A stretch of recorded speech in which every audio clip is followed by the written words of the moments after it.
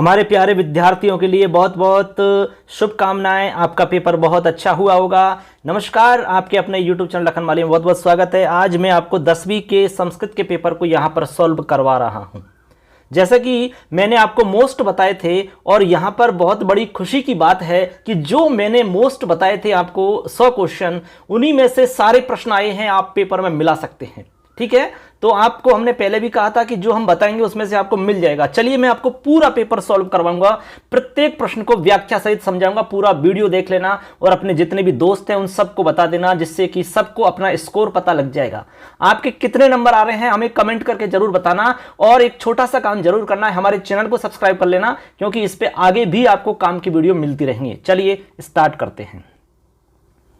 देखिए ये हमारा पेपर है, आज का पेपर है। देखो आपको दिख रहा होगा, ये किसी स्टूडेंट का पेपर है, हमने लिया है, और ये 2022 यहाँ देखो तृतीय भाषा संस्कृत की बात कर रहे हैं। अब इसमें हम पहला प्रश्न हम सबसे पहले सॉल्व करवा रहे हैं। इसमें आपको पता है कि खंड ए व से द 4 खंड इसमें आए हैं, तो पहला खंड हम सबसे पहले देख रहे हैं। एक एक प्रश्न को बताऊंगा और आंसर भी आपको बताऊंगा। चलिए सबसे पहला प्रश्न है हमारा, देखिए प्रश्न क्या कह रहा है, एक बार पढ़ते हैं। कह रहा है कि अधोलिखित प्रश्नानाम उचितम विकल्पम चित्वा लिखत। अधोलिखित जो विकल्प हैं उनको आपको सही चुन करके लिखना है। ठीक है, पहला सवाल, अनिशम कालाय सचक्रम कुत्र प्रचलति। ये आपका जो पहला पार्ट है, उसी पहले पार्ट से आपके यह प्रश्न आया है। ठीक है, मैं आपको थोड़ा थोड़ा सा याद दिला रहा हूं, जिससे कि आपको थोड़ा पता लग जाए। यहां पर देखिए अनिशम का अर्थ होता है रात दिन, ठीक है, या दिन रात। अहर निशम शब्द से बना है आपका अनिशम, यानी दिन रात। और यहां पर है कालाय सचक्रम। कालाय सचक्रम का मतलब क्या होता है, लोहे का चक्र। ठीक है, कुत्र यानी कहां, प्रचलित यानी चलता है, यानी कि दिन रात कहां पर लोहे का चक्र चलता है। तो उत्तर हो जाएगा, बताइए, मैं डायरेक्ट उत्तर बता रहा हूं, इसका उत्तर हो जाएगा से, यानी कि महानगर मध्य। आपने यदि पहला पाठ पढ़ा होगा तो उसमें आपको मिलेगा महानगर मध्य चलत अनिशम कालाय सचक्रम, ये तीसरी लाइन आपको मिलेगी। ठीक है, तो आपका उत्तर हो जाएगा महानगर मध्य। दूसरा सवाल, सर्वदा सर्वकार्येषु का बलवती भवती। हमेशा सभी कामों में कौन बलवती होती है, बताइए। एकदम आसान है, तो बुद्धि बलवती सदा। उत्तर हो जाएगा बुद्धि बलवती सदा। ठीक है, एकदम स्पष्ट है। ये भी हमने आपको बताए थे, मोस्ट उसी में से आया है। आगे अगला सवाल है, शुचि ही पर्यावरणम इति पाठ है, कस्मात् ग्रंथात संकलितः। ये हमने पहले नंबर पे लिखा आपको सवाल। शुचि पर्यावरण जो पाठ है आपका, वो कवि हरिदत्त शर्मा द्वारा लिखा गया है, और पहला ही पाठ है आपका किताब के अंदर। पहला पाठ जो है उसका नाम है शुचि पर्यावरणम। शुचि पर्यावरण का लेखक है आपका हरिदत्त शर्मा। हरिदत्त शर्मा ने एक काव्य ग्रंथ लिखा है जिसका नाम है लसल लतिका। तो उत्तर में लिखना होगा लसल लतिका ते, यानी कहां से लिया गया है, तो उत्तर में हो जाएगा लसल लतिका ते। समझ गए, लसल लतिका नामक काव्य ग्रंथ से शुचि पर्यावरण नामक पाठ लिया गया है। क्लियर, चलो आगे। अगला है, बाल भावात शिवस्य मस्तके कह विराजते। यूं की तो सेम टू सेम हमने आपको मोस्ट बताए थे, उसमें यूं की तो लिखा मिलेगा आपको, आप मिला सकते हो। तो इसका उत्तर हो जाएगा हिमकर है। क्या हो जाएगा, हिमकर है। जो हिमकर हैं वो बाल भाव से शिव के मस्तक के ऊपर या सिर के ऊपर विराजमान होते हैं। मस्तक या सिर के ऊपर विराजमान होते हैं कौन, हिमकर। हिमकर यानी चंद्रमा होता है। ठीक है, आगे चलिए। आगे है दुर्बल है, वृषभ है, कुत्र पपात। दुर्बल जो बैल था वो कहां पर गिर गया था, बताइए। जब किसान खेत में हल जोत रहा था तो एक बेचारा बैल कमजोर था, वो खेत में ही गिर गया। उत्तर हो जाएगा क्षेत्रे। क्या हो जाएगा, क्षेत्रे। उत्तर क्या होगा, क्षेत्रे यानी खेत में। समझ गए किसका है। आगे चलिए। आगे है बानर है, कस्य पुच्छम धुनाती नहीं है, ये इसमें पेपर में लिखने में मिस्टेक करिए, ये धुनोती है। इस तरह से पेपर बनाने वाले ने थोड़ा सा गलत इसमें टाइप किया है। देखिए इस तरह से शब्द है, ये धुनोती यानी हिलाना होता है। यानी वानर है जो वानर है वो कस्य पुच्छम धुनोति यानी किसकी पूंछ को हिलाता है, बताइए। तो सिंहस्य, क्या उत्तर हो जाएगा, सिंहस्य। यहां लिखना होगा उत्तर आपको सिंहस्य, इस तरह से क्या लिखेंगे, सिंहस्य पुच्छम धिनोति, ठीक है। ये भी हमने आपको उसमें बताया था। अब चलिए अगला सवाल हम देखते हैं। अगला सवाल है वस्तुतः है चौर है के आसीत, वस्तुतः है चोर कौन था।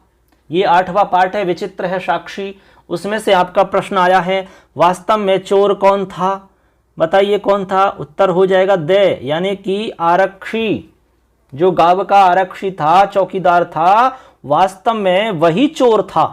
बात समझ रहे हैं, वही वास्तव में चोर था। इस तरह से चलो आगे देखते हैं। अगला प्रश्न है इसी में 8 नंबर पे।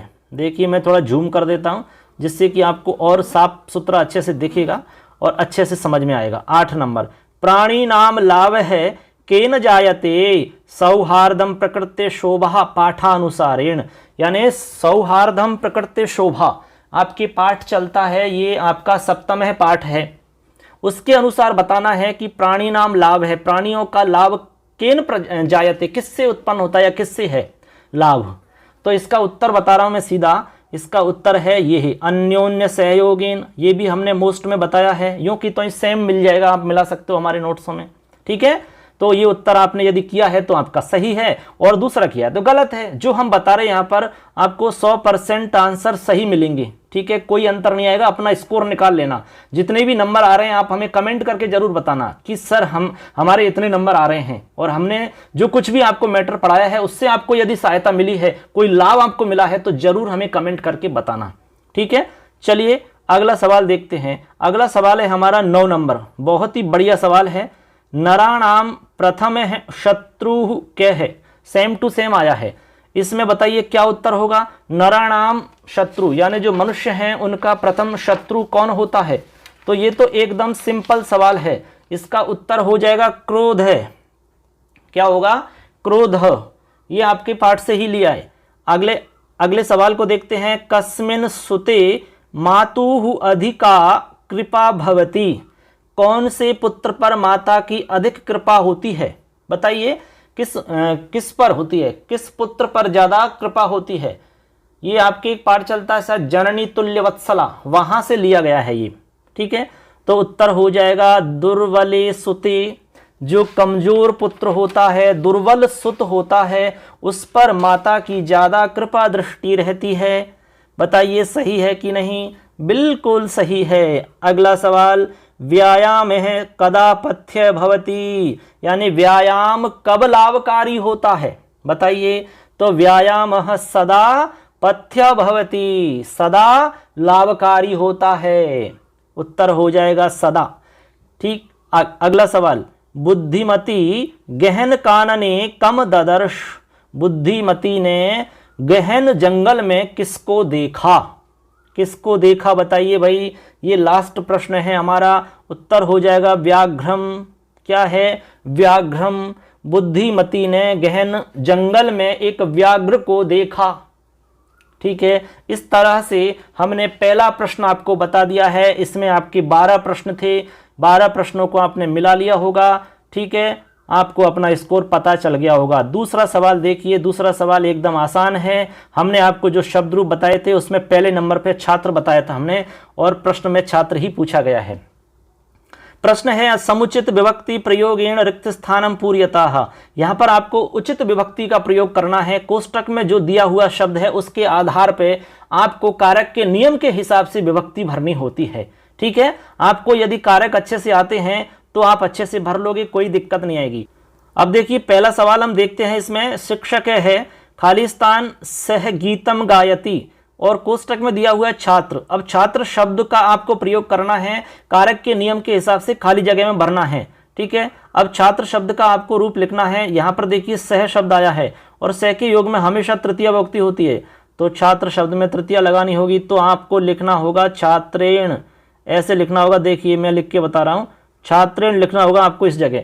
बन जाएगा शिक्षक है छात्रेण सह गीतम गायति, क्या बनेगा, गीतम गायति। समझ गए बात को। अब आगे चलिए अगला सवाल देखते हैं, इसमें खाली स्थान वाला दूसरा। यहां पर पिता खाली स्थान क्रुध्यति यानी क्रोधित होता है। कोष्टक में लिख रहा है पुत्र शब्द। अब पुत्र शब्द का रूप आना चाहिए और क्रुद्ध धातु के योग में चतुर्थी होती है, ये आपको पता होना चाहिए। तो यहां पर हो जाएगा पुत्राय। क्या हो जाएगा? पुत्राय, रामाय की तरह ऐसे। पिता पुत्राय क्रुध्यति, पिता पुत्र पर क्रोध करता है। ठीक है, यानी जिस पर क्रोध किया जाए उसमें चतुर्थी विभक्ति होती है। ये आपने कारक में नियम पढ़ा होगा। क्लियर है सबके? राम की तरह चलेगा, रामाय पुत्राय। इसे अगला सवाल देखिए। अगला सवाल हमारा बेप नंबर पे है। कोष्टके प्रदत्त शब्दस्य समुचितम रूपम निर्माय रिक्त स्थानम पूर्यतः। यहाँ पे आपको कारक के हिसाब से ही बताना है। मैं आपको जूम करके अच्छे से समझा रहा हूं। देखिए यहां पर पहला सवाल है, खाली जगह दे रखी है भक्ति ही रोचते। अब हरि शब्द दे रखा है कोष्टक में और रुच धातु के योग में आपको पता होगा कौन सी विभक्ति होती है? चतुर्थी। तो यहां हो जाएगा हरये, हरये। ठीक है, रुच धातु के योग में चतुर्थी होती है तो हरये भक्ति ही रोचते। जैसे बालकाय मोदकम रोचते होता है, इसी तरह हरये भक्ति ही रोचते बन जाएगा। आपने इस तरह से लिखा है तो सही है। अगला सवाल है अभितः है छात्राः सन्ति। ठीक है, कोष्टक में लिख रहा है गुरु। अब देखो यहाँ अभितः के योग में द्वितीया होती है, ये आपको याद होना चाहिए। तो गुरु शब्द में द्वितीया लगाएंगे आप तो बन जाएगा गुरुम। ऐसे गुरुम, जैसे राम होता है ना, राम का रूप चलाते हैं हम रामम, गुरु का चला गुरुम। ठीक है, भानुम, ऐसे धनम। इस तरह से आपको गुरुम। अभितः छात्राः सन्ति, अभितः यानी दोनों ओर होता है, गुरु के दोनों ओर छात्र हैं, ऐसे वाक्य बन जाएगा। क्लियर है? आगे चलिए। कोष्टके प्रदत्त प्रकृति प्रत्याभ्याम पदम निर्माय वाक्यम पूर्यते। यहां पर आपका प्रत्यय से आया है तो देखो नित्यम पाठम पठनीय। पठ में अनियर प्रत्यय जोड़ना है तो पठनीय बनाना है आपको, पठनीय। देखो पठ नी और ये है, विसर्ग लगाना है, पठनीय। इस तरह से आप लिख दोगे यहाँ कोष्टक, ये खाली जगह में कोष्टक में जो लिखा हुआ है उसके आधार पे नित्यम पाठम पठनीय है। ठीक है, ऐसे ही आगे है शक्ति ही सदा, फिर खाली जगह दे रखी है और कोष्टक में लिखा बल और मतुप, यानी बल शब्द में मतुप लगाना है। हमने बताया कि जैसे गुण से गुणवान बनता है, शरीर से श्रीमान बनता है, ऐसे बल से बलवान बनता है। तो यहाँ पर हो जाएगा बलवती, क्योंकि शक्ति शब्द आपका स्त्रीलिंग है तो यहाँ पर बन जाएगा जैसे हमने कहा कि बुद्धि बलवती सदा, इसी तरह शक्ति सदा बलवती भवती। तो यहाँ हो जाएगा बलवती। मैं लिख के बता रहा हूँ, इस तरह से आपको यहाँ उत्तर में लिखना होगा बलवती। क्लियर है? चलो आगे चलते हैं। अगला हमारा प्रश्न है, यहाँ पर देखिए अपठित गद्यांश है बच्चों। मैं गद्यांश को एक बार पढ़ के बता रहा हूँ। ठीक है, ज़्यादा लंबा वीडियो मैं नहीं चाहता क्योंकि इसमें दिक्कत आती है वीडियो को बनाने में और आपको देखने में। तीसरा सवाल है, गद्यांश को आपने अच्छे से पढ़ लिया होगा और आपने अच्छे से समझ लिया होगा। लिखा हुआ स्त्रियो ही मातृशक्ते प्रतीक भूताः भवन्ति। ठीक है, सुगृहिणी तदैव सा संभवति यदा सुशिक्षिता स्यात्, यानी कुल मिला के शिक्षा पर जोर दिया जा रहा है। कह रहे हैं अतः स्त्रीणाम कृते शिक्षायाः परम आवश्यकता वर्तते। स्त्रियों के लिए शिक्षा की परम आवश्यकता यहाँ पर बताई जा रही है। आगे कह रहे हैं गृहस्य सुशिक्षिता स्त्री सद्गृहिणी गृहलक्ष्मी गृहस्वामिनी वा भवति सैव मातृभूताः सदवंशं सन्नागरिकं च निर्मातुं प्रभवति। स्त्री समाजे धार्मिक संस्काराणां सद्गुणादिकानां स्थापनां करोति। अतः समाजे राष्ट्रे वा स्त्रीणां समादरो मातृशक्तेश्च गौरवरक्षणं तदैव संभवति यदा ताः सुशिक्षिताः स्युः। केनापि उक्तञ्च, किसी ने कहा भी है, यत्र नार्यस्तु पूज्यन्ते रमन्ते तत्र देवताः। जहाँ नारियों की पूजा होती है वहाँ देवता निवास करते हैं। तो इसमें आपको समझ में आ गया होगा कि कुल मिलाकर के यहाँ पर स्त्री शिक्षा पर जोर दिया गया है। ठीक है, तो चलिए इसके प्रश्नों को सॉल्व करते हैं। तीसरा प्रश्न हम आपको बता रहे हैं। चलिए, पहला सवाल है उपर्युक्त गद्यांश से समुचितम शीर्षकम लिखत। इसका शीर्षक हो जाएगा, देखिए, स्त्री शिक्षाया महत्वम। मैं यहां पर लिख के बता रहा हूं, स्त्री शिक्षाया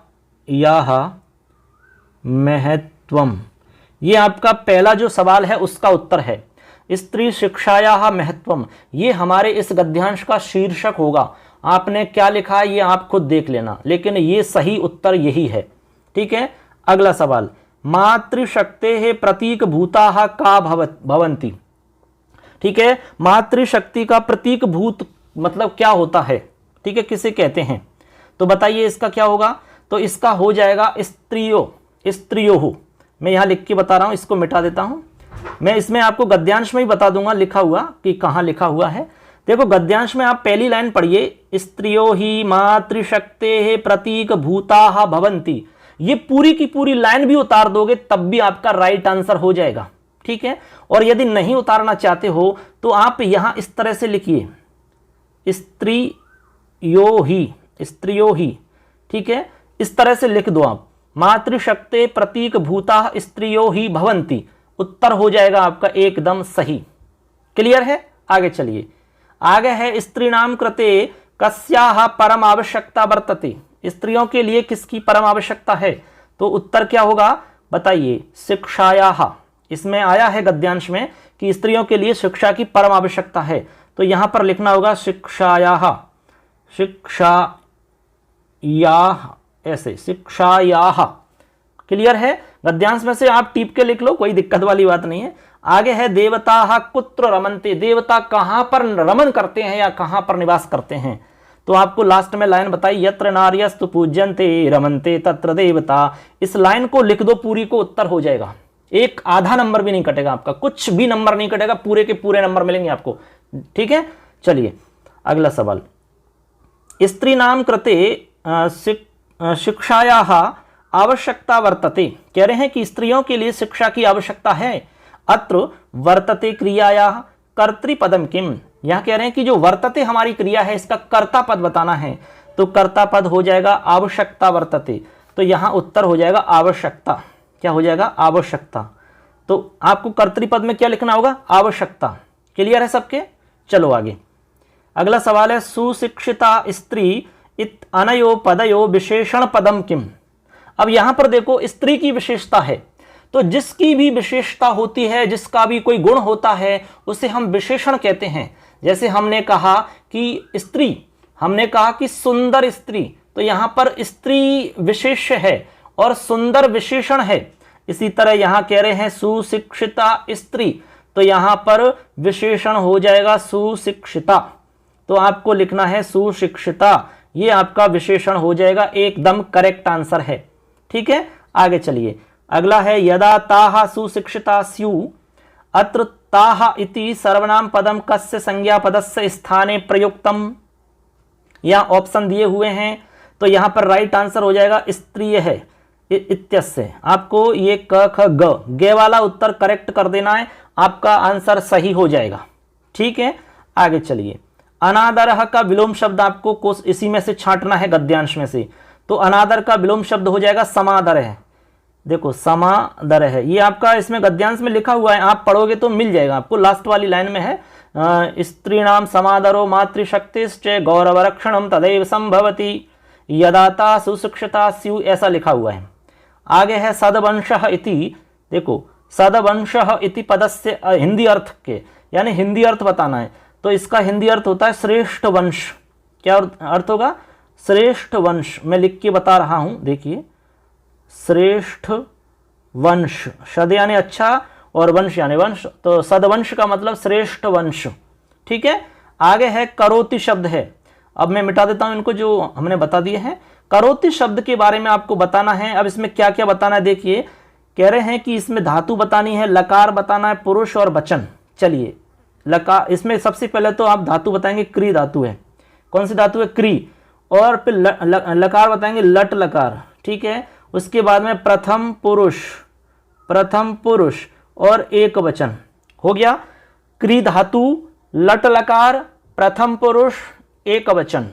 ऐसे आपने लिखा है तो एकदम सही है, और नहीं लिखा है तो गलत है एकदम। सही है, क्योंकि इसका रूप चलता है करोति कुरुतः कुर्वन्ति करोषि कुरुतः कुरुथ करोमि कुर्वः कुर्मः, इस तरह रूप चलता है। अब चलो अगला सवाल, ये हमारे पूरे हो जाते हैं। अब बे नंबर का सवाल है इसमें। अब मैं इसको थोड़ा सा नीचे स्क्रॉल करता हूं और झूम करके दिखा रहा हूं आपको, अच्छे से साफ दिखेगा आपको एकदम। देखिए ये हमारा सवाल है अगला, कस्य मांसम स्थिरी भवति, किसका जो मांस है वो स्थिरी होता है, स्थिर होता है। ठीक है, ये हमारा सवाल है। तो यहां इसका उत्तर लिखना होगा, इसका उत्तर होगा व्यायामाभिरतस्य। उत्तर यहां जो कस्य लिख रहा है, इस कस्य को हटा करके आपको लिखना होगा व्यायामाभिरतस्य। देखो इस तरह लिखना, मैं लिख के बता रहा हूं, व्यायामाभिरतस्य, व्यायामाभिरतस्य। ये यदि आपने लिखा है तो आपका एकदम करेक्ट है, ये आपका आंसर हो जाएगा। व्यायामाभिरतस्य मांसम स्थिरी भवति, इसका अर्थ होता है व्यायाम में तल्लीन होने वाले का जो मांस है वो स्थिर रहता है। समझ गए बात को? ऐसे यदि इसको नहीं किया है किसी ने, मान लो दूसरे को किया अथवा वाला, तो अथवा का है शत शकटी यानम किम मुंचती, जो सैकड़ों आपकी जो गाड़ियां हैं वो क्या छोड़ती हैं, मुंचती यानी क्या छोड़ती हैं। तो यहां उत्तर लिखना होगा कज्जल मलिनम धूमम, कज्जल मलिनम धूमम। पहला ही पाठ है आपका, उत्तर में लिख देना होगा कज्जल मलिनम। ठीक है, लिखने में थोड़ा आ नहीं रहा है, मलिनम ऐसे, कज्जल मलिनम धूमम मुंचती। ठीक है, डायरेक्ट आप धूमम भी लिख दिया मान लो किसी ने तो भी सही मान लिया जाएगा। समझ रहे हो ना बात को? धूमम, तो कज्जल मलिनम धूमम मुंचती पहले पाठ में ही तो है ये, यानी कि इसका अर्थ हो जाएगा काजल जैसा मलिन धुआं छोड़ती हैं, काजल जैसा एकदम काला मलिन धुआं। करेक्ट है। अगला सवाल देखते हैं, शिशुलालनम पाठ है, कस्मात् ग्रंथात् संकलितः। बताइए शिशुलालनम जो पाठ है वो कहाँ से लिया गया है? तो ये लिया गया है आपका दिंगनाग का है, आपका कुंदमाला। ठीक है, तो कुंदमाला के 5वें अंक से लिया गया है। तो यहां लिखेंगे आप कुंद मालायाः पंचमंकात, पंचमंकात, इस तरह से कुंदमालायाः पंचमंकात, ये आपका राइट आंसर है। ठीक है, क्लियर। अब यदि इसको नहीं करना चाहते तो अथवा का सवाल है उसको कर दो। विचित्र साक्षी पाठानुसारे न्यायाधीशस्य नाम किम, जो विचित्र साक्षी पाठ चलता है उसमें उसके पाठ के हिसाब से न्यायाधीश का नाम क्या है? बताइए, आपने यदि पाठ पढ़ा है तो याद होगा, उसका नाम था बंकिम चंद्र है। क्या नाम है? बंकिम चंद्र है, ये न्यायाधीश का नाम है, बंकिम चंद्र है। क्लियर है? आपने क्या लिखा है आंसर वो आपको ही पता होगा। तो इस तरह हमारा भाग ए यानी कि खंड ए कंप्लीट हो जाता है पूरा का पूरा। अब हम चलते हैं खंड बे पर। ठीक है, खंड बे में जो भी सवाल हैं उनको मैं क्लियर बता रहा हूं, एकदम अच्छे से व्याख्या सहित मैं सवालों को बता रहा हूं। हमारे चैनल को सब्सक्राइब जरूर करना और अपने दोस्तों को सबको शेयर कर दो इस वीडियो को। ठीक है, चलिए खंड बे स्टार्ट करते हैं। इसमें देखिए आपका सबसे पहला सवाल है 4 नंबर पे, कह रहे हैं कि अधोलिखित पदयो संधि विच्छेदम कृत्वा संदेह नाम अपि लिखत। यहां पर आपको संधि विच्छेद करना है और संधि का नाम भी बताना है। तो देखो संधि विच्छेद हो जाएगा मन है, धन हर है। क्लियर है? और यहां पर संधि का नाम हो जाएगा विसर्ग संधि। ठीक, क्लियर। अगला सवाल वागीश है, तो यहां हो जाएगा वाक धन ईश है, वाक धन ईश है। समझ गए बात को? और यहां पर संधि हो जाएगी जस्त्व संधि, मैं नीचे लिख के बता रहा हूं, ऐसे जस्त्व संधि हो जाएगी। कौन सी संधि? जस्त्व संधि। ठीक है, इसमें पहले की जगह तीसरा वर्ण हो जाता है, जैसे कि जगदीश है, सच्चिदानंद है, ठीक है, वागीश है, इस तरह के रूप बनते हैं इसमें। क्लियर है सबके? चलो आगे चलते हैं। अगला सवाल है इसी में, देखिए 5 नंबर का, अधोलिखित पदयो संधि कृत्वा संदेह नाम अपि लिखत। यहां पर संधि का नाम लिखना है। ठीक, यानी संधि पद बनाना है और संधि का नाम भी लिखना है, एकदम आसान है। नमः दंते, इसका बन जाएगा नमस्ते। क्या बनेगा? नमस्ते। विसर्ग संधि हो जाएगी। कौन संधि? विसर्ग संधि। ठीक है। अगला पद है हरिम वंदे, तो यहां हो जाएगा आपका इस तरह से, जो मैं है वो अनुस्वार में चला जाएगा ऐसे, हरिम वंदे। संधि का नाम हो जाएगा अनुस्वार संधि। क्लियर है? एकदम आसान तरीका से, बिल्कुल एकदम साफ सुथरा बता रहा हूं मैं आपको। ठीक है, व्याख्या सहित। हरिम वंदे अनुस्वार संधि है। चलें आगे। चलिए, अगला सवाल है हमारा 6 नंबर। तो 6 नंबर सवाल को मैं बता रहा हूं, ये आपका समास से रिलेटेड सवाल है। 6 नंबर देखिए, यहां कह रहा है कि विग्रह करके आपको समास का नाम लिखना है। तो यहां देखिए, एक जो आपके अंडरलाइन किया हुआ पद है वही आपका बताना है आपको। प्रतिदिनम, बालक है, प्रतिदिनम विद्यालयम गच्छति, तो यहां पर प्रतिदिनम जो शब्द है इसका बताना है आपको। तो यहां पर लिखना होगा, पहले तो आपको समास विग्रह, समास विग्रह लिखेंगे। दिनम दिनम दिनम दिनम प्रति, ऐसे दिनम दिनम प्रति इति प्रतिदिनम, ये आपका समास विग्रह हो गया। ठीक है। और समास कौन सा होगा? अव्ययीभाव समास। मैं लिख देता हूं, अव्ययीभाव समास हो जाएगा। दिनम दिनम प्रति प्रतिदिनम, पलम पलम प्रति प्रतिपलम, क्षणम क्षणम प्रति प्रतिक्षणम, ऐसे बनते हैं इसमें। समझ रहे हो बात को? ऐसे, तो ऐसे बन जाएगा दिनम दिनम प्रति प्रतिदिनम, अव्ययीभाव समास है। पहला पद अव्यय होता है तो प्रति अव्यय है। दूसरा है आपका दशानन है, तो दशानन में आप लिखोगे दश आननानी, दश आननानी। आनन यानी क्या होता है? मुख होता है। आनन यानी क्या है? मुख होता है। तो यहां लिखोगे दश आन नानी यस्य, 10 आननानी यस्य से है। ठीक है, 10 आननानी यस्य से है। क्लियर है सबके? तो इसमें आपका ये हो जाएगा विग्रह, और समास का नाम हो जाएगा बहुव्रीहि समास। बहुव्रीहि समास, जिसमें अन्य पद निकलता है वो बहुव्रीहि होता है, जो तीसरा अर्थ निकलता है उसको कहते हैं बहुव्रीहि।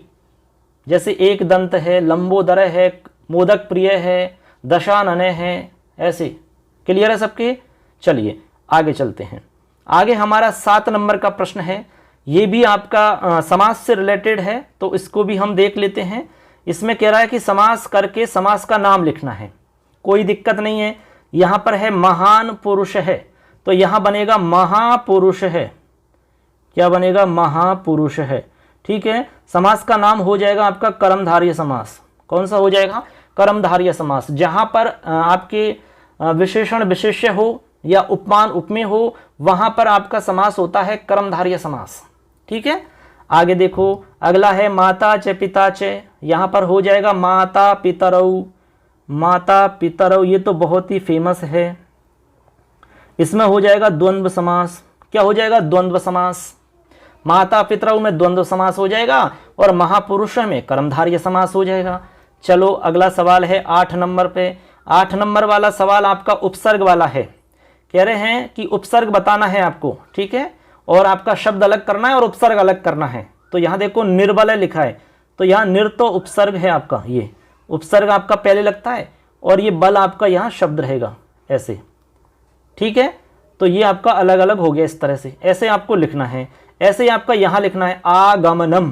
तो यहां देखो आ है, हालांकि मूल रूप से ये आंग है ऐसे, तो आप आंग लिख के कोष्टक में आ लिख सकते हैं ऐसे, और प्लस करके आप आगमनम, आंग और गमनम। ठीक है, आंग कर सकते हो और आगमनम भी कर सकते हो, आगमनम। ठीक है, आगमनम यदि आप नहीं करना चाहते हो तो गमनम भी कर सकते हो ऐसे। अब दोनों से बन जाएगा रूप, क्योंकि आ प्लस गमनम को जोड़ोगे तो आगमनम बनेगा, और यहां पर आ लगाओगे तब भी आ प्लस आ जोड़ोगे तब भी आपका आ ही बनेगा। ठीक है, ऐसे। क्लियर है? आगे चलिए, अगला है हमारा 9 नंबर पे। अब 9 नंबर पे आपका अव्यय से संबंधित सवाल है। अव्यय डायरेक्ट बता रहा हूं, देखो इसमें आपका अव्यय क्या आएगा खाली स्थान में, अहम। ये आपका 9वें नंबर का सवाल है। तो यहां लिख रहा है अहम ग्रामम गच्छामि इति अपि वही, तो यहां आएगा अपि, यहां आपको अपि लिखना है। अहम अपि ग्रामम गच्छामि, मैं भी गांव जाता हूं। ठीक है, ऐसे अर्थ निकलेगा। क्लियर है। अगला है से है, गायक है, गीतम गायति, वह गायक गीत गाता है। कैसे गाता है? उच्चई, तो यहां हो जाएगा उच्चई, यानी कि जोर से गाता है, उच्च स्वर में गाता है। क्लियर। चलिए अगला सवाल 10 नंबर का हमारा सवाल है संख्या वाला। अब देखो फ्रेंड्स, हमारा अगला सवाल है 10 नंबर पे, और 10 नंबर में आपको संख्यावाची शब्द संस्कृत लिखने के लिए कह रहा है, यानी संख्या को संस्कृत में लिखना है। तो यहां पर देखिए पहला है हमारा 150। इस 150 की संस्कृत लिखनी है आपको, हमने वीडियो बनाया था वो देखा होगा तो जरूर समझ में आएगा। तो सबसे पहले 50 की संख्या लिखेंगे आप, तो 50 यानी 50 होता है, इस लिखेंगे 50। मैं आपको टुकड़े में अलग अलग लिख रहा हूं,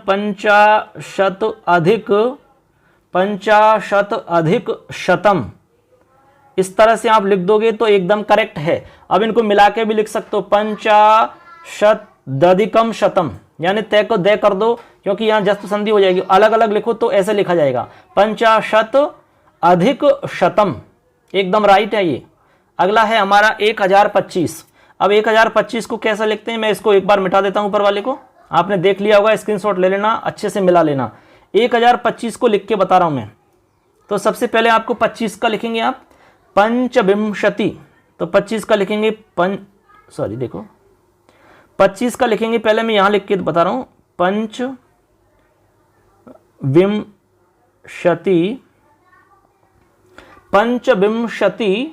अधिक, पंचविंशति फिर अधिक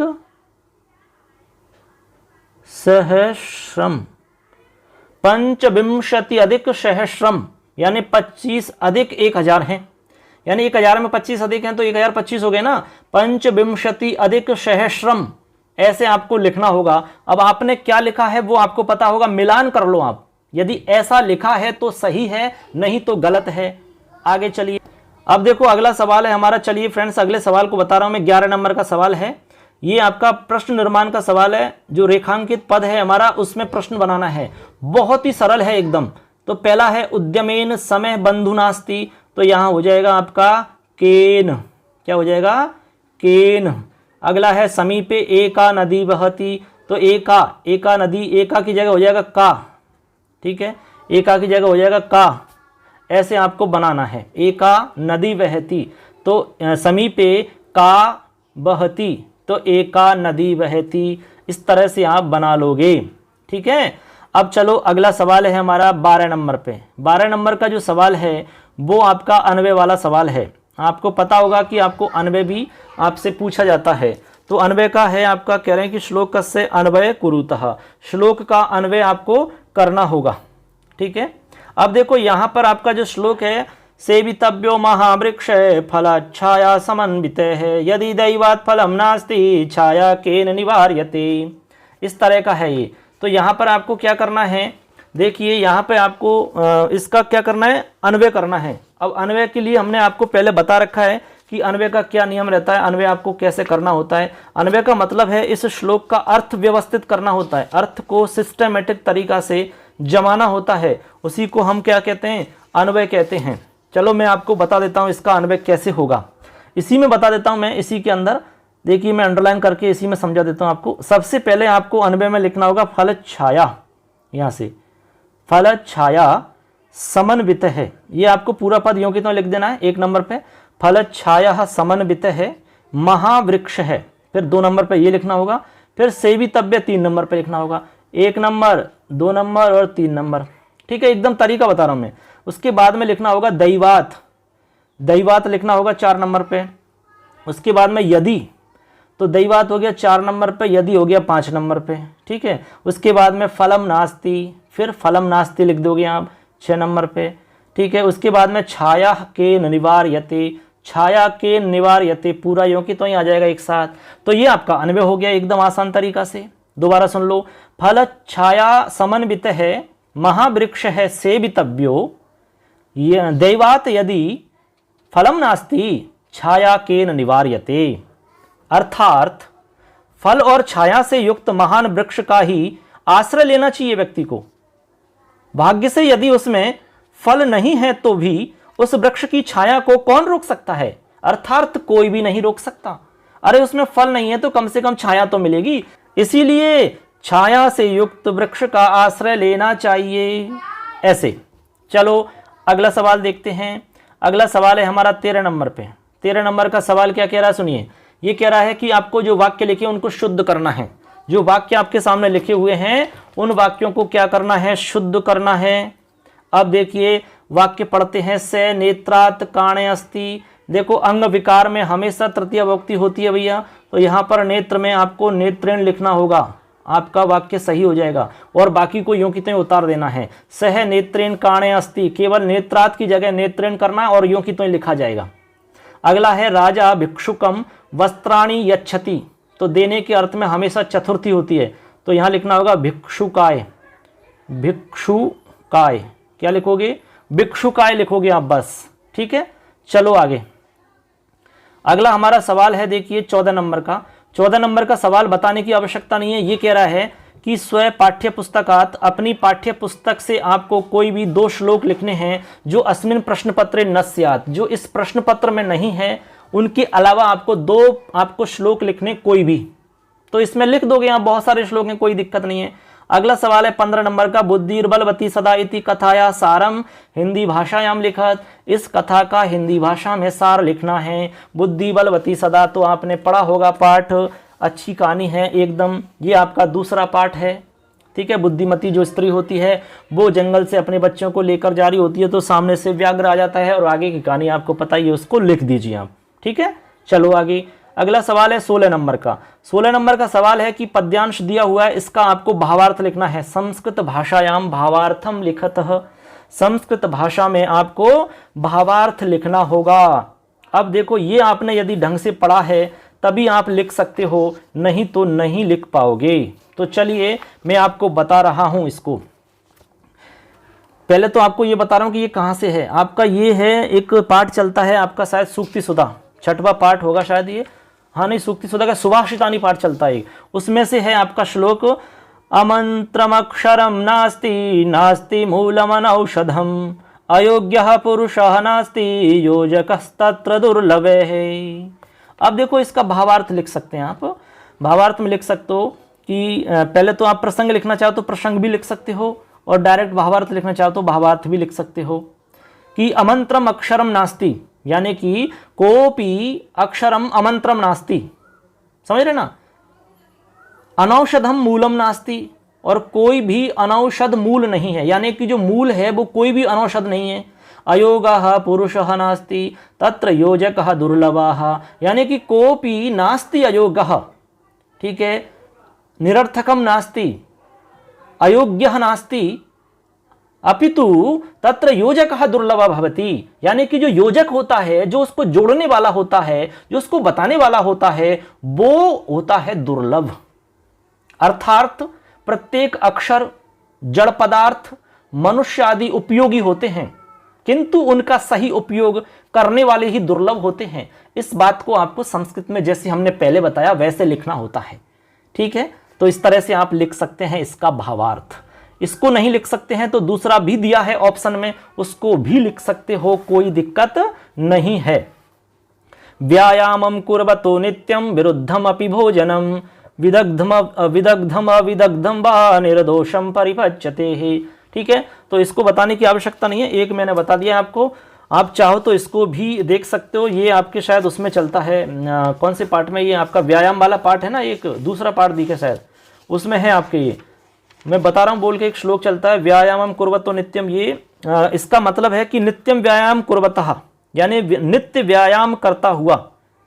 विदग्धम अविदग्धम वा विरुद्धम अपि भोजनम निर्दोषम परिपच्यते, अर्थात रोजाना व्यायाम करने वाले व्यक्ति को भली प्रकार से पका हुआ अथवा नहीं पका हुआ और आवश्यकता से अधिक भोजन भी बिना किसी परेशानी के, बिना किसी दोष के पच जाता है। यही इसका भावार्थ है। ऐसे आप लिख सकते हो, लेकिन ये संस्कृत में लिखना होगा। कैसे? नित्यम व्यायामम कुर्वतः विदग्धम अविदग्धम वा। ठीक है, विरुद्धम अपि भोजनम निर्दोषम परिपच्यते, अर्थात व्यायामम परिम आवश्यकम भवति, प्रतिदिनम व्यायाम कर्तव्य, करना चाहिए आपको रोजाना व्यायाम। आगे चलिए अगला सवाल देखते हैं। अब देखो खंड 6 पे चलते हैं। 17 नंबर का हमारा सवाल है और इसमें कुछ प्रश्न हैं, उनको हम देखते हैं। देखिए वीडियो थोड़ा सा लंबा हो सकता है क्योंकि भाई पूरे पेपर को मैं यहाँ पर अच्छे से सॉल्व करके आपको बता रहा हूँ, इसलिए पूरा पेपर जरूर देखना है, अपने दोस्तों को शेयर करना है और चैनल को सब्सक्राइब करना बिल्कुल भी नहीं भूलना है। तो यहाँ पर क्या पूछ रहा है, सबसे पहले तो ये समझिए आप, ये कह रहा है कि गद्यांश जो दिया हुआ है उसको सप्रसंग हिंदी भाषा में अनुवाद करना है। आपको प्रसंग भी लिखना है और अनुवाद भी करना है, दो काम करने हैं आपको, प्रसंग प्लस अनुवाद। यानी अनुवाद तो करोगे लेकिन प्रसंग लिख के करोगे। तो देखो यहां पर आपका आया है, पदातिक्रमेण संचलन सायं समयेप्यसहु गंतव्यात् दूरे आसीत्, निशांधकारे प्रसृते विजने प्रदेशे पदयात्रा न शुभावः, एवं विचार्य सह पार्श्वस्थिते ग्रामे रात्रि निवासं कर्तुं कश्चित् गृहम् उपागतः, करुणापरो गृही तस्मै आश्रयं प्रायच्छत्। ये आपका विचित्र साक्षी जो पाठ है वहां से लिया गया है, ठीक है, ओम प्रकाश ठाकुर द्वारा लिखित है, उसमें से ये लिखा है। क्या इसका मैं अर्थ बता रहा हूं। सबसे पहले तो प्रसंग लिखना होगा आपको, यदि पूरे नंबर लेने तो तरीका से लिखो, प्रसंग लिखो सबसे पहले आप। प्रसंग कैसे लिखोगे प्रसंग, तो मैं प्रसंग लिख के बता रहा हूं कि प्रस्तुत गद्यांश हमारी पाठ्य पुस्तक शेमुषी द्वितीय भाग के विचित्र साक्षी शीर्षक पाठ से उद्धृत है अर्थार्थ लिया गया है। यह पाठ श्री ओम प्रकाश ठाकुर द्वारा रचित कथा का अंश है। इसमें विद्वान न्यायाधीश द्वारा एक विचित्र युक्ति से सफलतापूर्वक न्याय किए जाने का प्रेरणास्पद वर्णन है। इस अंश में किसी निर्धन व्यक्ति के अपने बीमार पुत्र से मिलने हेतु पैदल ही जाने का तथा रात्रि को किसी गृहस्थी के घर पर रुकने का या आश्रय लिए जाने का वर्णन किया गया है। ये हो गया प्रसंग। अब आप इसका अनुवाद कर दोगे, बात समझ रहे कि नहीं। तो अनुवाद में लिखोगे, पदातिक्रमेण संचलन यानी पैदल चलते हुए, सायंकाल तक भी वह गंतव्य स्थान से दूर ही था। रात के अंधकार के फैलने पर एकांत प्रदेश में पैदल यात्रा कल्याणकारी नहीं है। ऐसा विचार करके वह पास में ही स्थित गांव में रात को निवास करने के लिए किसी गृहस्थी के पास में गया। ठीक है, लिख रहा ना, कश्चित गृहस्थम उपागत है, करुणायुक्त गृहस्थी ने उसे आश्रय प्रदान कर दिया। समझ गए बात को। इस तरह इसका अनुवाद हो जाता है। यदि आप इसको नहीं करना चाहते हो तो अथवा में जो दिया हुआ है उसको भी कर सकते हो। ये अथवा वाला जो है ये आपका जननी तुल्य वत्सला पाठ है आपका कोई, उसमें से है। भो वासव पुत्रस्य दैन्यम दृष्ट्वा अहम रोदिमि। ठीक है, इसका भी कर सकते हो। तो हमने आपको एक बता दिया है, तो आप यदि इसको अपने हिसाब से कर लो तो ठीक बात है, नहीं तो मैं बता देता हूँ आपको। चलो थोड़ा सा ऐसे हिंट दे देता हूँ मैं आपको। ये आपका जननी तुल्य वत्सला 5वां पार्ट है, वहां से लिया गया ये अथवा वाला। ठीक है, और इसका प्रसंग लिखोगे तो आप कैसे लिखोगे भाई, इसके प्रसंग में लिख दोगे आप प्रस्तुत पद्यांश या गद्यांश या कथांश। कथांश लिखो, क्यों, कथा का अंश है ये। प्रस्तुत कथांश हमारी पाठ्य पुस्तक शेमुषी द्वितीय भाग के जननी तुल्य वत्सला नामक पाठ से लिया गया है। मूल रूप से इस पाठ में वर्णित कथा महर्षि वेदव्यास द्वारा रचित महाभारत के वन पर्व से ली गई है। इसमें गोमाता सुरभि और इंद्र के संवाद के माध्यम से यह बताया गया है कि माता का स्नेह सभी संतानों के प्रति एक जैसा होता है या समान होता है। प्रस्तुत अंश में अपने दीन पुत्र अर्थात दुर्बल बैल की पीड़ा से अत्यंत दुखी गोमाता सुरभि का देवराज इंद्र के साथ में वार्तालाप वर्णित किया गया है। ये इसका प्रसंग हो जाता है। अब यहाँ पर जो लिखा गया है उसको आप अच्छे से यहाँ पर लिख दीजिए अनुवाद के रूप में। कह रहे हैं कि भो वासव, कि हे इंद्र, पुत्र की दीनता को देख करके मैं रो रही हूं। समझ लो बात को। वह दीन है ऐसा जानते हुए भी किसान उसको अनेक बार प्रताड़ित करता है। वह कठिनाई से भार ढोता है, दूसरों के समान जुए को ढोने के लिए वह समर्थ नहीं है। क्या आप यह नहीं देख रहे हो? ऐसा जवाब दिया सुरभि ने इत्य प्रति अवोचत। इस तरह से सुरभि ने जवाब दिया। तो ऐसे आप लिख सकते हो बच्चों। आगे चलिए, 18 नंबर का सवाल है। 18 नंबर में कोई पद्यांश है, इसमें भी आपको इसी तरह से प्रसंग और अनुवाद लिखना होगा। ठीक है, अब देखो प्रसंग और अनुवाद लिखना है। तो ये आपका जो श्लोक है ये सुभाषितानी पाठ है आपका, उस सुभाषितानी पाठ में से लिया गया है। गुणी गुणम वेत्ति न गुणी न वेत्ति निर्गुणो, ठीक है, बलिम बलम वेत्ति न वेत्ति निर्बल है, पिको वसंत से गुणम निवायसे, करीच सिंह से बलम न मूषके। यहां से लिया गया है ये। अब देखो आप यहां पर सबसे पहले प्रसंग लिखोगे। अब प्रसंग में क्या लिखोगे, देखो मैं एक बार बता देता हूं आपको। प्रसंग में लिखोगे प्रस्तुत पद्यांश हमारी पाठ्य पुस्तक शेमुषी द्वितीय भाग के सुभाषितानी पाठ से उद्धृत है। इस पद्यांश में अनेक उदाहरणों के माध्यम से यह समझाया गया है कि गुणवान ही दूसरे के गुणों को जानता है, कभी भी गुणहीन नहीं। ये बताया बस कि गुणवान जो होता है वही दूसरे के गुणों को जानता है, जिसमें गुण ही नहीं है वो नहीं जानता। ये प्रसंग में हो जाएगा। अब इसका आपको अनुवाद कर देना है। अनुवाद एकदम आसान सा है कि गुणी गुणम वेत्ति, यानी गुणवान ही गुण को जानता है। ठीक है, न वेत्ति निर्गुणो हो, गुणहीन गुण को नहीं जानता। बलवान ही बल को जानता है, बलहीन बल को नहीं जानता है। वसंत ऋतु के गुण को कोयल ही जानती है, कौवा उसे नहीं जानता। सिंह के बल को हाथी ही जानता है, उसे चूहा नहीं जानता। समझ गए? मूषक है, मूषक नहीं जानता, उसे चूहा नहीं जानता। ऐसे आपको इसका अनुवाद कर देना है। अथवा वाला है तो अथवा वाले को भी आप कर सकते। से हमारा ये हो जाता है, यदि किसी ने अथवा वाला किया है तो अथवा वाला आपका पहले पार्ट से है, तो इसको भी आप कर सकते हो। हरित तरुणाम ललित लतानाम माला रमणीया, ठीक है, इसको आप चाहो तो इसका भी प्रसंग लिख दोगे। आप प्रसंग में लिख दोगे कि प्रस्तुत पद्यांश हमारी पाठ्य पुस्तक शेमुषी द्वितीय भाग की सूची पर्यावरणम नामक पाठ से लिया गया है। मूलतः यह पाठ कवि हरिदत्त शर्मा द्वारा रचित लसल लतिका रचना संग्रह से संकलित है। इस अंश में महानगरों के प्रदूषित वातावरण से दूर गांवों की सीमा पर स्थित प्राकृतिक सौंदर्य का चित्रण किया गया है, वर्णन किया गया है। ऐसे अब इसका अर्थ लिख दोगे आप। हरित तरुणाम यानी कि हरे भरे वृक्षों की और सुंदर लताओं की रमणीय पंक्तियां तथा वायु से हिलती हुई पुष्पों की पंक्तियां मुझे ग्रहण करनी चाहिए, अर्थात इनकी शोभा को देखना चाहिए। आम मंजरी आम के साथ मिल गई, उनका मिलन बहुत सुंदर है, अतः पर्यावरण स्वच्छ होना चाहिए, वही एकमात्र मेरा आश्रय है। इस तरह इसका अनुवाद हो जाएगा। आगे चलिए, आगे हमारा 19 नंबर पे है और ये आपका नाट्यांश वाला है। किसमें से है? नाट्यांश का है। अब नाट्यांश में देखिए, यहाँ पर आपने ये देखा होगा एक कौन सा है, ये शिशु लालनम है आपका एक पाठ। उसी शिशु लालनम में से ये आपका लिया गया है। तो इसमें राम जी कह रहे हैं, देखिए राम हैं एष भवतो सौंदर्यावलोक जनितेन कौतूहलेन पृच्छामि। ये राम जी कह रहे हैं यहाँ पर। तो सबसे पहले आप प्रसंग लिखोगे। तो प्रसंग में लिखोगे, मैं प्रसंग बता रहा हूँ सीधा, थोड़ा सा क्या है वीडियो लंबा हो रहा है, मैं थोड़ा जल्दी कर रहा हूँ अब।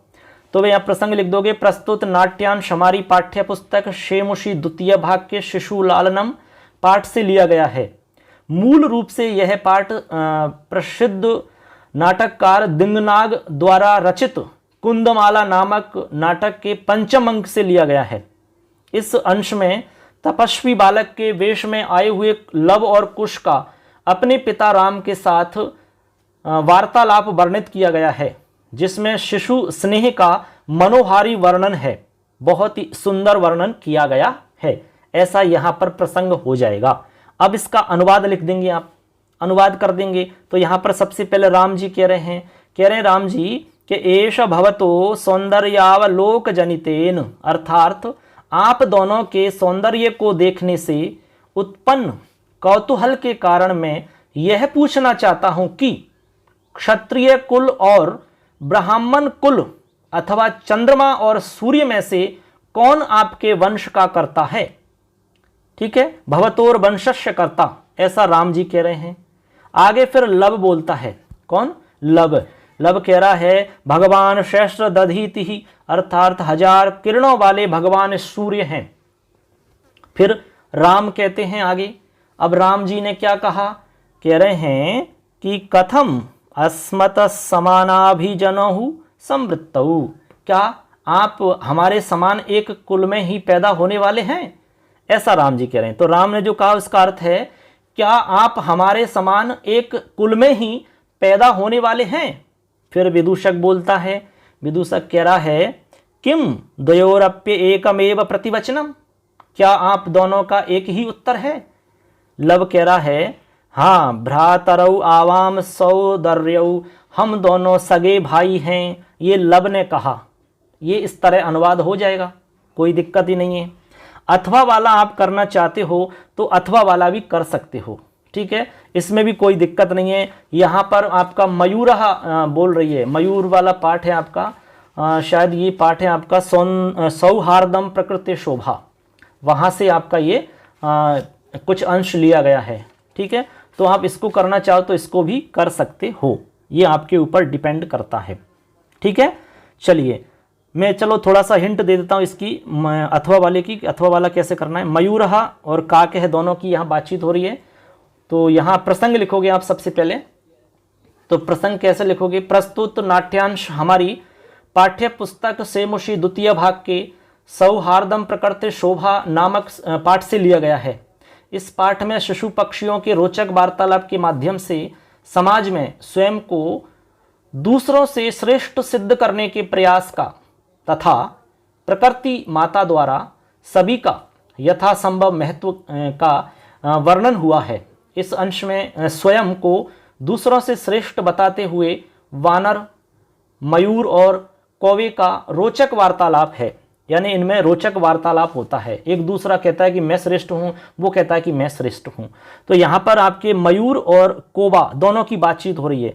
तो मयूर कह रही है अरे वानर तूष्णीम भव कथम त्वम योग्यः वनराज पदाय। अब मैं डायरेक्ट अनुवाद कर रहा हूँ, इसका अनुवाद हो जाएगा अरे बंदर चुप हो जाओ, तूष्णीम भव यानी चुप हो जाओ, तुम कैसे वनराज पद के लिए योग्य हो? देखो देखो मेरे सिर पर राज मुकुट के समान शिखा या कलंकी को स्थापित करने वाले विधाता के द्वारा ही मैं पक्षीराज बनाया गया हूँ, ठीक है।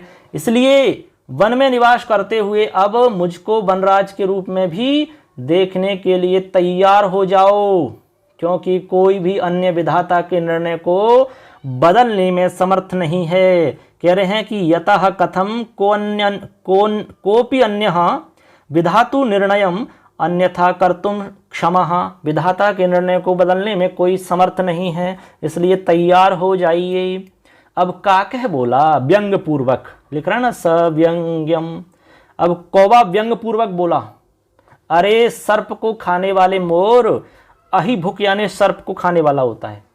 नाचने के अलावा तुम्हारी क्या विशेषता है कि हम तुमको वनराज पद के लिए योग्य माने? नृत्यातिरिक्तम का तब विशेषता यत त्वम वनराज पदाय योग्य वयम, यानी तुम्हें हम क्यों माने, तुम्हारे पास योग्यता ही क्या है बताइए। वनराज पदाय योग्यम मन्यामहे वयम, किस तरह माने, नाचने के अलावा तुम्हें आता क्या है? इस तरह से बातचीत होती है यहाँ पर। तो देखो मैंने प्रसंग भी बता दिया, अनुवाद भी बता दिया। अब चलो 20 नंबर का सवाल है हमारा। 20 नंबर का जो सवाल है वो देखिए, यहाँ पर आपको कोई कथा है, उसके क्रम से जमाना है कथा को। चलिए मैं क्रम से जमा रहा हूँ। ये आपकी मूसक वाली कहानी है। तो सबसे पहले इसमें आपको ये लिखना है, ये 1 नंबर पे आपको ये लिख देना है, लास्ट में लिखना है आपको सिंह जालात मुक्तः भूत्वा, सिंह जाल से मुक्त होकर मूषकम प्रशंसन गतवान, प्रशंसा करता हुआ चला गया। आप मिला लो, मैं नीचे भी लिख देता हूँ इसको। देखो 4 2 5 6 1 3 ये क्रम रहेगा, 4 2 5 6 1 3 मिला लो आप। चलो आगे। यदि किसी ने ये नहीं किया है तो अथवा वाला भी है, उसको भी कर सकते हो। जैसे अथवा में आपको वाक्य बनाने होते हैं, जैसे प्रातः काले जनाः भ्रमणम कुर्वन्ति, वाक्य बन गया। चंद्रः, देखो चंद्रः का आप बना सकते हो, जैसे सीतायाः मुखम चंद्रः एव सुंदरम अस्ति। नदी, उद्याने नदी ही बहती। फिर पवनः, मंदम मंदम पवनः बहती। उसके बाद में उद्यानम, विद्यालयम प्रति उद्यानम अस्ति। ठीक है, लिख सकते हैं आप, इस तरह से वाक्य बना सकते हो। आगे चलिए, हमारा लास्ट खंड है दे।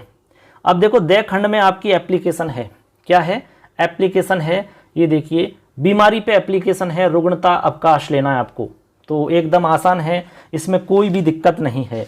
तो बीमार, जैसे आप जरूरी कार्य पे लिखते हो तो यहाँ पर आपको बीमारी पे लिख देना है, तो वही आपको इसमें लिखना है, जो सेवायाम श्रीमंता प्रधानाचार्य महोदया। ठीक है, आप स्कूल का नाम लिख देंगे, इसमें स्कूल का जो नाम लिख रहा है वही आपको नाम लिखना है, अपना नहीं लिखना है, इसमें जो दिया हुआ है वही नाम आपको लिखना होगा।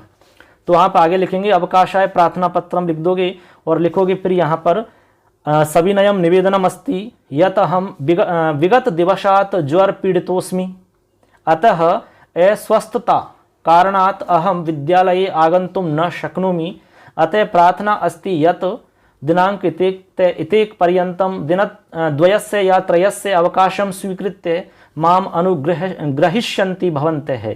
भवत आज्ञाकारी शिष्य है, नाम लिख देना है, इसमें नाम लिख रहा है रेवती, छात्रा है भवत्या आज्ञाकारिणी शिष्या, तो यहाँ रेवती नाम लिखना है और स्कूल का नाम लिखना है राजकीय उच्च माध्यमिक विद्यालय चंद्रपुर। ठीक है, ऐसे तो इस तरह से आप लिख लोगे। यदि कोई इसमें लेटर लिखना चाहता है तो लेटर भी लिख सकता है, वो और भी आसान है इससे भी ज़्यादा। कैसे, देखिए मैं लेटर भी बता रहा हूँ, हो सकता है कि किसी ने लेटर लिखा हो। लेटर के लिए यहाँ पर हमारे सामने कुछ बॉक्स में शब्द दिए हुए हैं, इन शब्दों का प्रयोग करके आपको पूरा करना होता है। अब देखो बच्चों, यहाँ पर यदि कोई अथवा वाला करना चाहे तो अथवा वाला भी कर सकता है।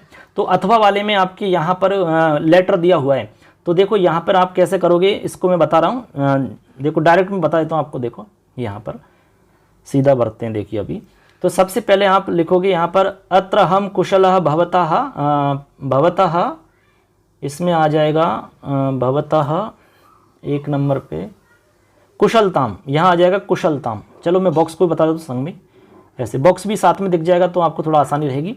तो यहाँ पर एक नंबर पे आपको स्टार्टिंग में लिखना है कुशलताम, ये ठीक है, कुशलताम कामये, मैं यहाँ पर कुशल हूँ और तुम्हारी कुशलता की कामना करता हूँ। फिर आगे चलो, अहम सह अस्मिन ग्रीष्म अवकाश समये भ्रमणार्थम, तो यहाँ पर आपको सेकंड नंबर पर लिखना है मातृपितृभ्याम, यहाँ पर लिखना होगा मातृपितृभ्याम, ये वाला शब्द, ठीक है, मातृपितृभ्याम लिखना है। आगे चलिए, भ्रमणार्थम गमिष्यामि, कहाँ पर, हिमालय प्रदेशम, 3 नंबर पे हिमालय प्रदेश लिखना है आपको।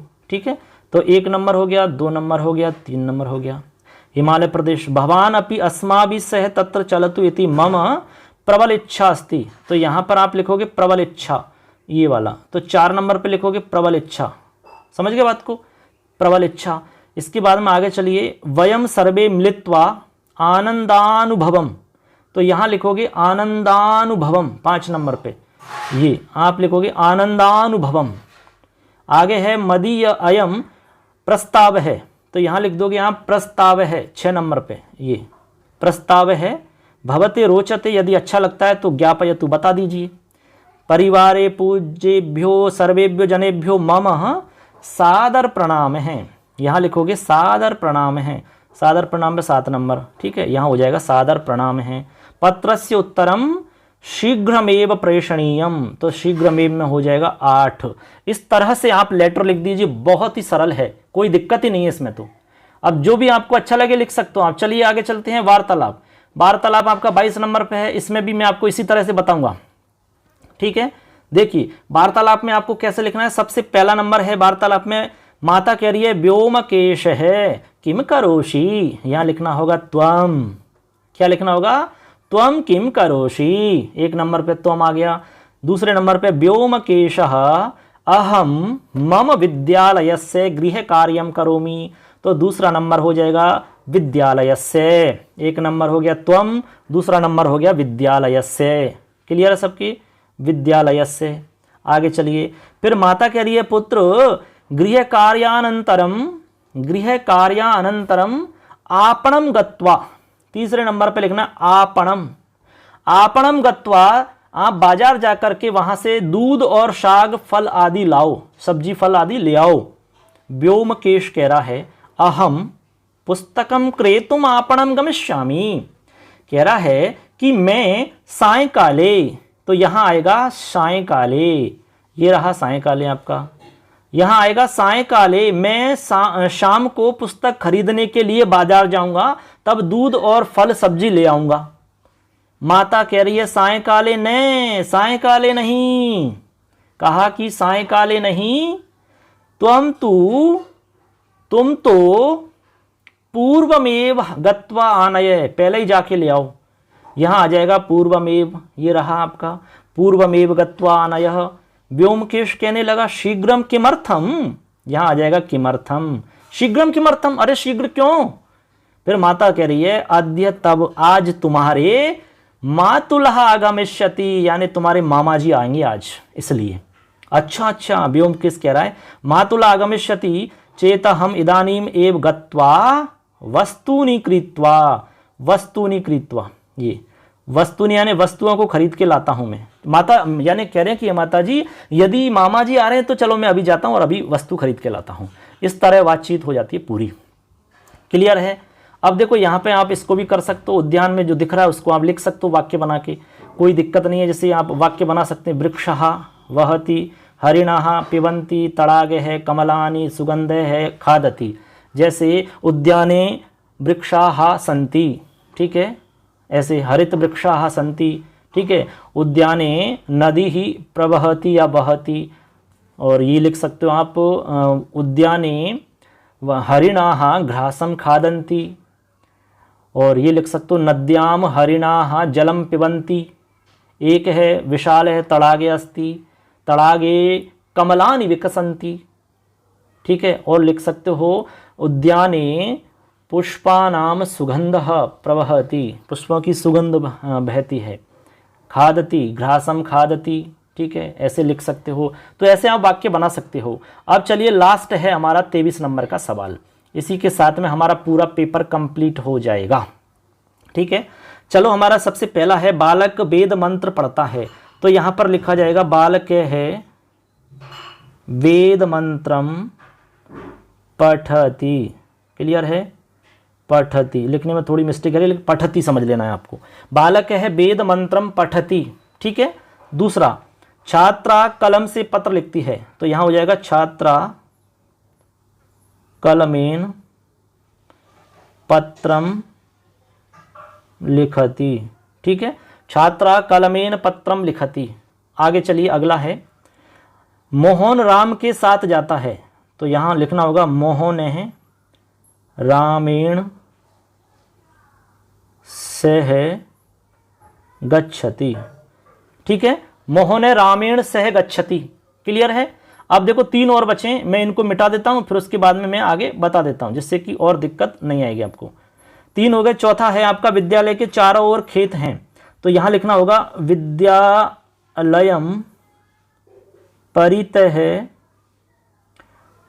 क्षेत्राणि सन्ति, विद्यालयम परितः क्षेत्राणि सन्ति, ठीक है। ऐसा बनाया तो सही है, नहीं तो गलत है वाक्य आपका। आगे है रमेश सिंह से डरता है, तो लिखना होगा रमेश है सिंहात विभेति, सिंहात विभेति, ठीक है। अब लास्ट है कवियों में कालिदास श्रेष्ठ है, चलो मैं नीचे लिख कर बता रहा हूं इसको। कविषु कालिदास है श्रेष्ठ है, विसर्ग लगा देना है। अब यह कविषु की जगह कवि नाम भी लिख सकते हो, क्योंकि 2 विभक्तियों का प्रयोग होता है इसमें।